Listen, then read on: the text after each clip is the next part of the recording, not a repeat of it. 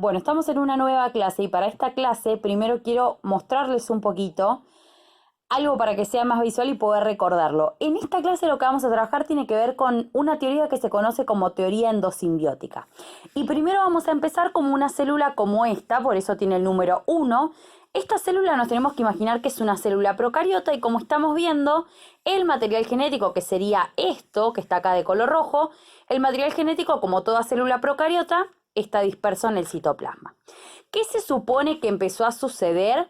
Se supone que esta célula, por medio de la fagocitosis, que la fagocitosis ¿qué es?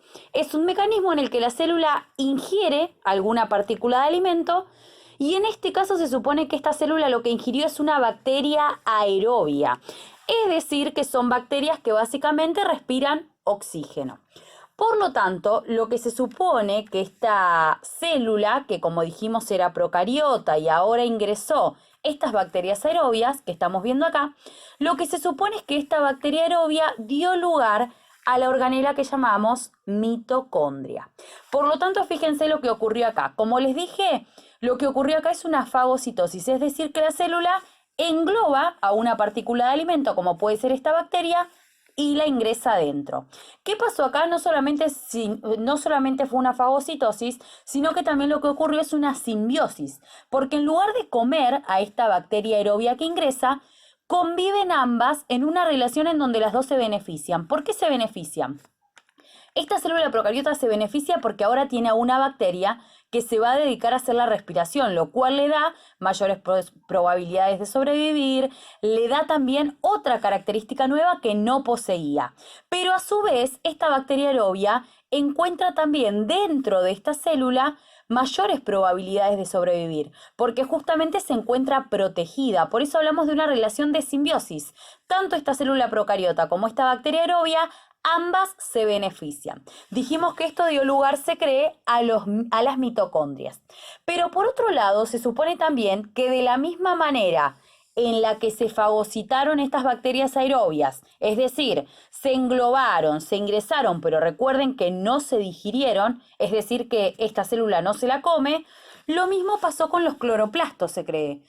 Fueron bacterias fotosintéticas, es decir, que eran bacterias capaces de generar su alimento en presencia de luz, y se cree que estas bacterias también, por fagocitosis, fíjense, la membrana celular es como que se pliega hacia adentro y eso permite que la bacteria ingrese. Finalmente, esta bacteria ingresa, como estamos viendo acá, esta célula, y acá lo que tenemos es que con el paso del tiempo dieron lugar a los cloroplastos. Recordemos que la función de los cloroplastos justamente es captar la luz y es en el lugar donde se produce la fotosíntesis.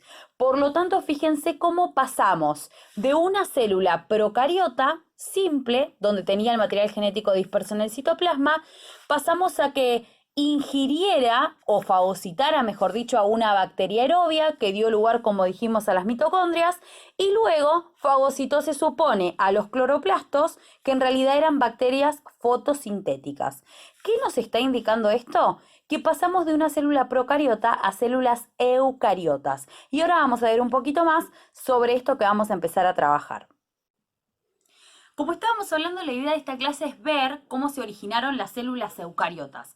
Nosotros sabemos que el primer tipo de célula que surge es la procariota, pero vamos a ver cómo se cree que avanzó esto. Hay una de las teorías que es la más aceptada, que es justamente la teoría de la endosimbiosis, y la planteó una bióloga en la década del 60 que se llamó Lynn Margulis. Ella lo que plantea es que hay una teoría que se llama endosimbiosis, y eso quiere decir, endo quiere decir que sucede dentro de la célula. Y simbiosis quiere decir que es una relación en donde dos individuos se benefician. En este caso era lo que yo les contaba recién a partir de esto.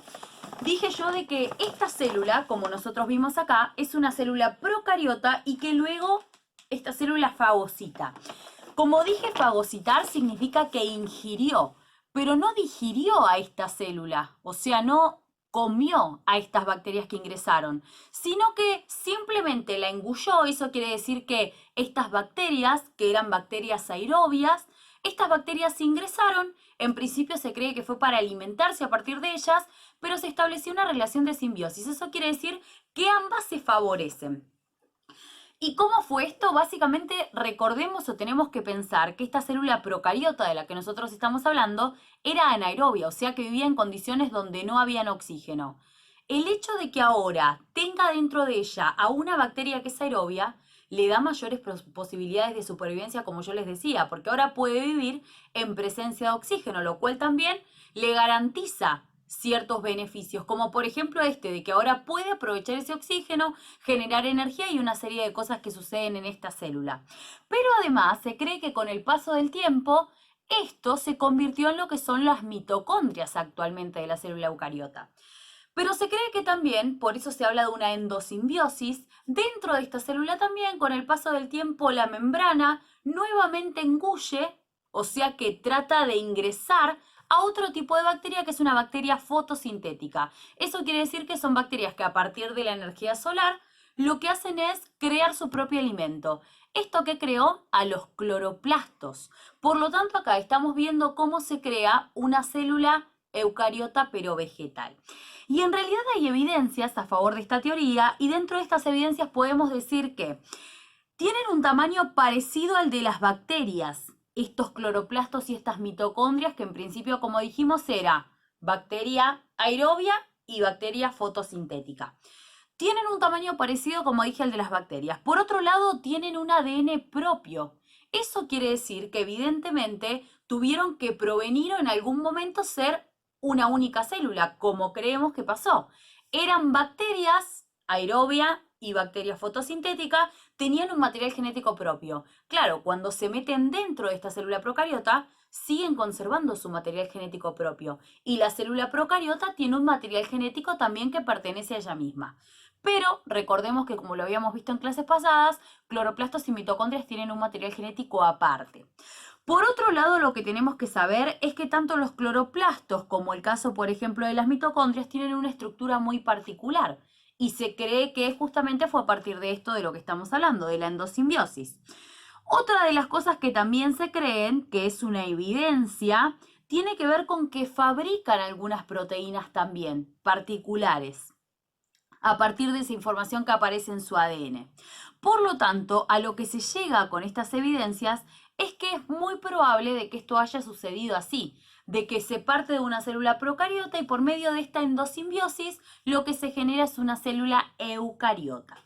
Otra de las teorías que tiene que ver también con esto es una teoría que en realidad habla del plegamiento de la membrana. Nosotros sabemos que la membrana, ya lo habíamos hablado en la clase pasada, no era una estructura rígida, ¿se acuerdan que yo se los conté? Sino que es una estructura que se llama mosaico fluido. Justamente todos los componentes de la membrana, las proteínas, los lípidos, podemos decir los hidratos de carbono, forman una especie de mosaico, o sea, se necesitan cada una de esas piezas.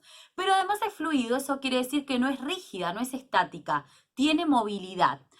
¿Qué tiene que ver esto? Se cree que la membrana se plegó. Eso quiere decir que la membrana como que se metió hacia adentro. Con esta capacidad de movimiento se mete hacia adentro. ¿Qué se cree que originó esto? Que esa célula procariota que habíamos visto al principio, que se acuerdan que el material genético estaba disperso, al meterse la membrana se cree que en uno de esos plegamientos englobó al material genético. Por lo tanto, ¿qué sucede a partir de ahí? Se convierte en una célula eucariota. El material genético está encerrado dentro del núcleo. Y lo que se cree es que a partir de este núcleo que ahora tiene como la función de control, de poder coordinar a toda la célula, se cree que a partir de ahí empezaron a ocurrir o empezaron a crearse las nuevas organelas, ¿no? Organelas como las mitocondrias, los cloroplastos. Ahora, hay una realidad acá. Esta teoría de que yo les hablo, la del plegamiento de la membrana, puede llegar a explicar, por ejemplo, cómo se crea el núcleo en la célula eucariota. O también, por ejemplo, podríamos decir organelas membranosas como podrían ser el retículo endoplasmático liso, el retículo endoplasmático rugoso, el aparato de Golgi, que se acuerdan que estaban formadas como por tubos, sacos, así como de membrana. Pero en realidad no termina de explicar concretamente cómo se da lugar a los mitocondrias o a los cloroplastos. Porque recordemos que, como lo dijimos hace un ratito, ambos, por ejemplo, tienen un ADN propio. Sin embargo, esto no queda en claro con esta teoría del plegamiento. Por lo tanto, acá nuevamente vuelve a surgir que de la célula procariota a la eucariota pasamos por justamente esta teoría de la endosimbiosis. Y esta endosimbiosis se cree que fue seriada, eso quiere decir que fue como un paso a paso, fue un proceso. Obviamente que no nos podemos imaginar que este proceso duró 1 año o 5 años. Recordemos que todos los procesos biológicos llevan millones de años para que justamente pueda la evolución actuar sobre ellos.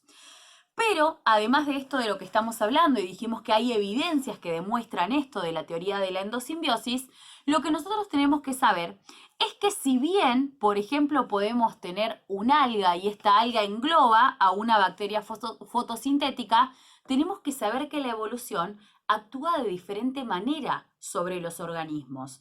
Y lo que se cree es que si bien a partir, por ejemplo, de un organismo, ese organismo fagocita, como les dije, engulle a una bacteria fotosintética, se cree que esto generó diferentes líneas celulares. ¿Qué quiere decir eso? Que de un mismo organismo la evolución comenzó a actuar, por lo tanto se crearon diferentes tipos de células. Nosotros sabemos que las células, inclusive las de nuestro cuerpo, tienen diferentes funciones. Por ejemplo, tenemos células dérmicas que forman la piel, tenemos células, por ejemplo, estomacales, tenemos células, por ejemplo, no sé, las que forman el corazón, tenemos células que están dentro del intestino y cada una de las células tiene diferente función. Inclusive las células musculares, inclusive las neuronas, que son células nerviosas. ¿Cómo se llega a eso? Bueno, se cree que justamente lo que sucedió es lo que yo les contaba y se llama simbiosis o endosimbiosis secundarias. ¿Qué quiere decir esto? Que fue justamente esta relación simbiótica que ocurría dentro de la célula, por eso es endo, esta relación simbiótica que se fue dando dentro de la célula, se fue dando 1, 2, 3, 4, 5, muchas veces, múltiples veces. Pero no solo esto, sino que recordemos que siempre la evolución actúa sobre cada uno de los organismos. Por lo tanto, esto fue generando estos diferentes tipos de células o esta diversidad celular. La idea entonces, ¿cuál es? Que ustedes trabajen un poco con esta teoría, la teoría que propone esta bióloga, como hablamos en la década del 60, que es la endosimbiosis. Teoría endosimbiótica celular, o también se la conoce como teoría de la endosimbiótica seriada. Entonces, la idea es que trabajemos con esta teoría y que recordemos que siempre cuando estamos hablando de teorías, estamos hablando de modelos que pueden llegar a cambiar. Esto es lo que es válido hoy. Desde la década del 60 hasta la actualidad, es una de las teorías que más se sostiene porque, como mencionamos, hay evidencias que hablan respecto a ella. Pero por otro lado, recordemos que hablamos de la teoría del plegamiento. Si bien no es de las más aceptadas, porque tiene ahí como algunos puntos que podríamos decir que son puntos negros o puntos ciegos, en donde no hay como mucha claridad respecto a esto. Pero también es una de las posibles hipótesis. Así que para esta clase vamos a trabajar con esto. ¿Cómo pasamos de una célula procariota a una célula eucariota? Recordemos que estos procesos son procesos que llevan mucho tiempo, estamos hablando de millones de años, pero justamente está bueno poder conocer e interpretar cómo fue que esto pasó, porque acá tenemos que imaginarnos que de una célula procariota, como por ejemplo una bacteria, estamos pasando a un organismo que ahora puede respirar en condiciones donde hay oxígeno. Y no solo eso, ahora también puede hacer la fotosíntesis, lo cual empieza a garantizar que este organismo pueda continuar evolucionando y avanzando. Y pensemos que acá esto fue generando justamente el avance, por ejemplo, en tener los diferentes reinos, en tener los diferentes dominios. Por eso es que ahora nos vamos a ir metiendo un poquito más y profundizando en cómo fue todo este avance evolutivo. Así que bueno, les dejo esta actividad. Hay un par de cosas para leer, para investigar, para entender, pero es una teoría que está muy buena porque nos permite comprender cómo fue que esto justamente se fue dando en este avance que encontramos en la evolución de los organismos.